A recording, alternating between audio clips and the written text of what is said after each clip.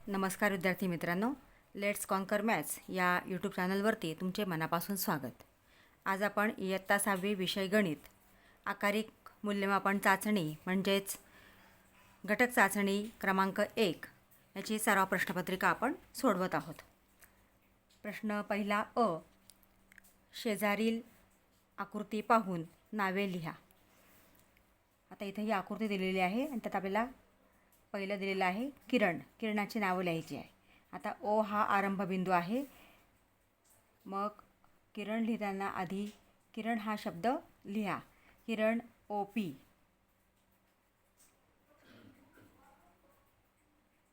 किरण O N, किरण O T,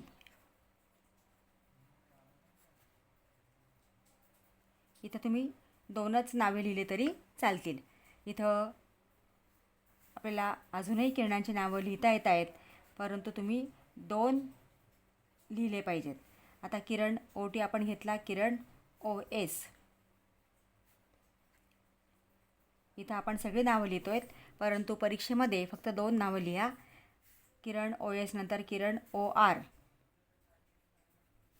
आणि किरण O M. परीक्षेत सगळ्या किरणांची नावं लिहायची गरज नाही, फक्त दोन किरणांची नावं परीक्षेमध्ये तुम्ही लिहायची आहेत. आता पुढचं आहे रेषा. रेषा एम टी, रेषा एम टी आणि रेषा आर एन.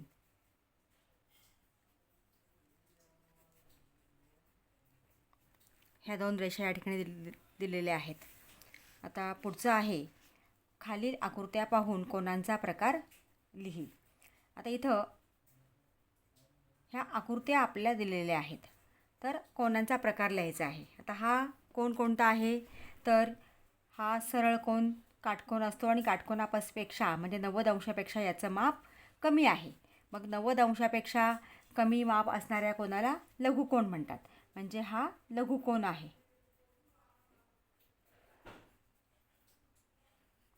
लघुकोन हा काटकोन आहे.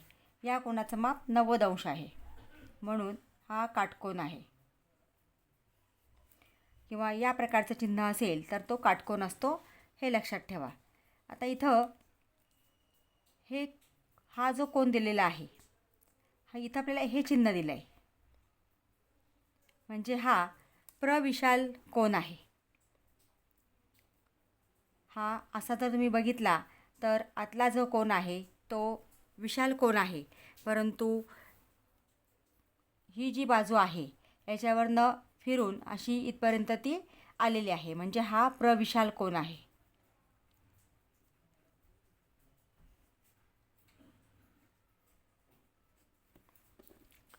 आता पुढचा प्रश्न दिलेला आहे क. खालील संख्यांचे धन संख्या व ऋण संख्या असे वर्गीकरण करा. इथं आपल्याला संख्या दिलेल्या आहेत आणि धनसंख्या आणि ऋणसंख्या. आता ही ऋण 5 म्हणजे ही ऋणसंख्या आहे. अधिक 4 ज्या संख्येच्या आधी सुरुवातीला वजाबाकीचं चिन्ह असतं ती ऋणसंख्या असते, आणि बेरजेचं चिन्ह असेल तर ती धनसंख्या असते. किंवा चिन्हच नसेल, कुठलंच चिन्ह नाही, म्हणजे बेरजेचंही नाही आणि वजाबाकीचंही नाही, तर त्याला म्हणतात ती धनसंख्या असते. म्हणजे हे ऋणचिन्ह असेल तर ती ऋणसंख्या आणि हे धनचिन्ह असेल तर ती धनसंख्या.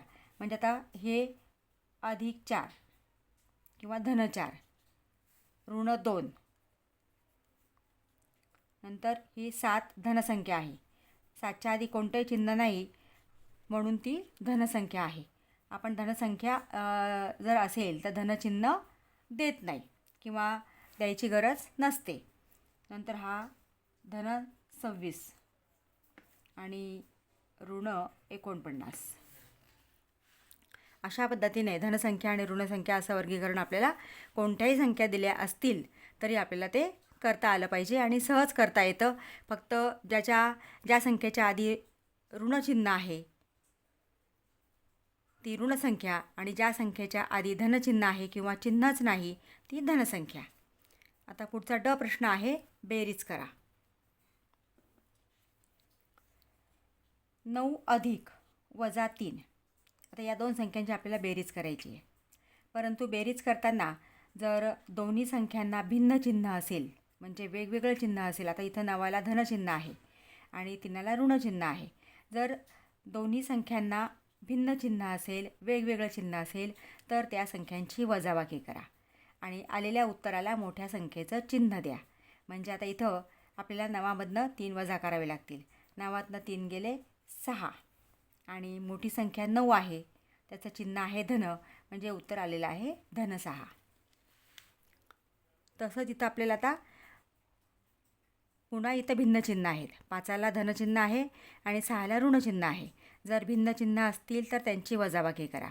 मग 6मधनं 5 गेले 1 आणि आलेल्या उत्तराला मोठ्या संख्येचं चिन्ह द्यायचं आहे. इथं मोठी संख्या आहे 6 आणि 6चं चिन्ह आहे ऋण, म्हणजे याचं उत्तर आलेलं आहे ऋण 1. मोठी संख्या म्हणजे चिन्हविरहित किंवा चिन्ह नाही असं गृहीत धरून ती संख्या घ्यायची आहे. इथं ऋण 6 जर घेतलं तर ही लहान संख्या आहे, परंतु चिन्ह कोणत्याच म्हणजे दोन्ही संख्यांना चिन्ह नाही असं गृहीत धरा आणि त्यातली मोठी संख्या ही 6 आहे, म्हणून 6ला ऋणचिन्ह आहे आणि म्हणून उत्तराला ऋणचिन्ह येणार आहे. म्हणजे याचं उत्तर आलेलं आहे ऋण 1. खालील चौकटीत पेक्षा लहान पेक्षा मोठी किंवा बरोबर यापैकी योग्य चिन्ह लिहा. 1 मार्काचा हा प्रश्न आहे. आता ऋण 7 आणि 0. ऋण संख्या आणि 0 यात नेहमी 0 मोठा असतो हे लक्षात घ्या. ऋण संख्या आणि 0 यात नेहमी 0 मोठा असतो. प्रश्न दुसरा अ, अंशाधिक अपूर्णांकात रूपांतर करा.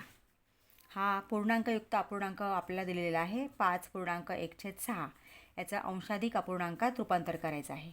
तर पूर्णांकाने छेदाला गुणायचं 5 × 6 आणि त्याच्यामध्ये अंश मिळवायचा.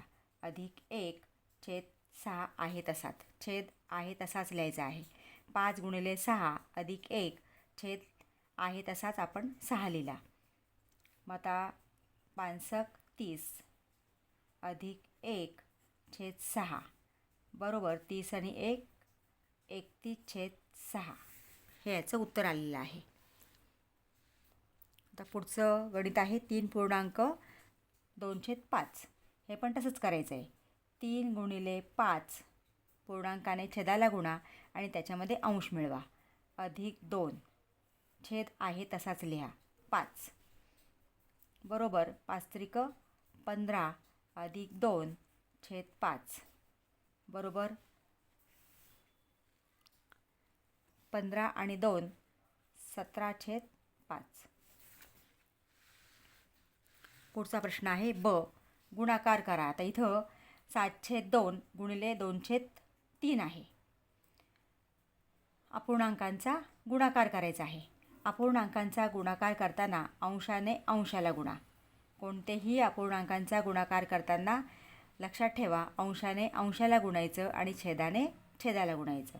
म्हणजे 7 × 2 छेद 2 × 3. 7 × 2 छेद 2 × 3. आता इथं जर भाग जात असेल, कुठल्या संख्या समान असतील तर त्यांना भाग देऊन टाकायचं. आता फक्त अट एकच आहे की एक संख्या अंशस्थानी असली पाहिजे आणि एक संख्या छेदस्थानी असली पाहिजे. आता इथं हा बे आपण भाग दिला बरोबर 7 × 7 आणि 3 × 3. याचं उत्तर आलेलं आहे 7/3.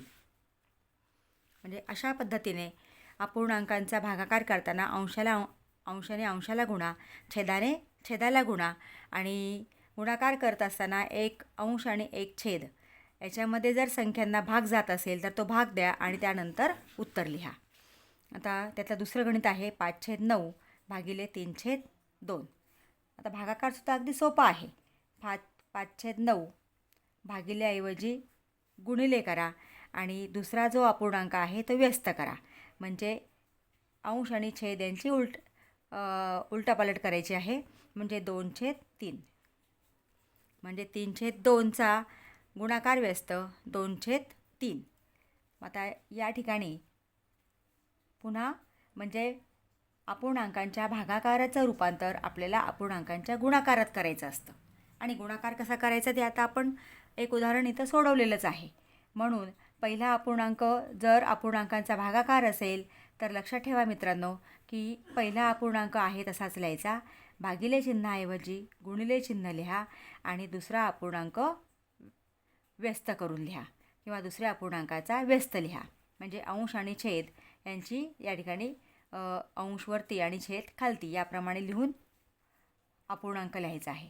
आता अपूर्णांकांचा गुणाकार आपल्याला माहिती आहे, या अंशाने अंशाला गुणायचं, छेदाने छेदाला गुणायचं. मग 5 गुणिले 2 छेद 9 गुणिले 3 बरोबर 5 दुणे 10 आणि 9 त्रिक 27. आता पुढचा क प्रश्न आहे, 70 अंश मापाचा कोन काढून कंपास व पट्टीचा उपयोग करून दुभागा. आता या ठिकाणी आपल्याला कोन काढायचा आहे. किती अंशाचा कोन काढायचा आहे तर 70 अंशाचा कोन काढायचा आहे.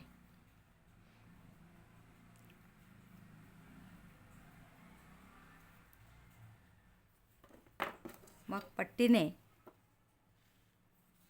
एक रेषाखंड काढून घ्या.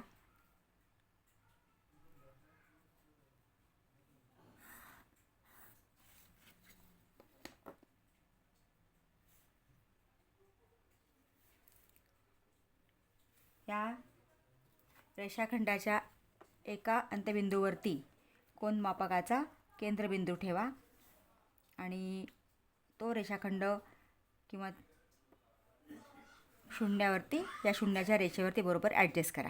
आपल्याला 70 अंश मापाचा कोन काढायचा आहे.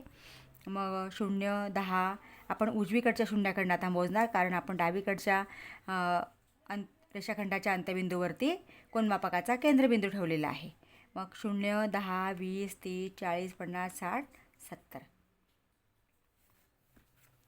इथं आपण हे 70 अंशाला खूण केली.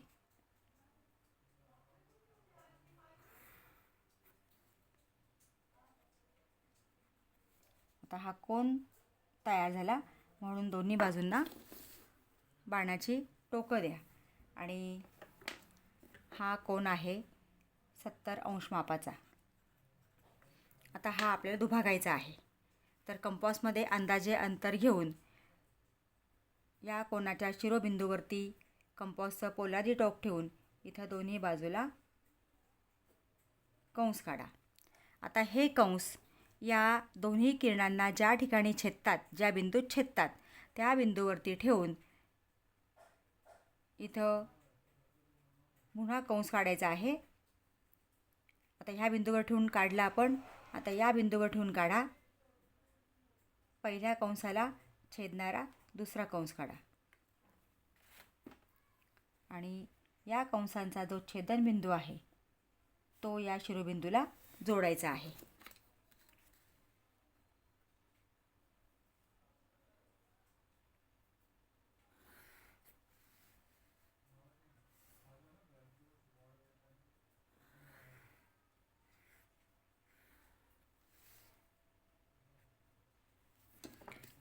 अशा पद्धतीने आपण 70 अंश मापाचा कोन काढून तो दुभागलेला आहे.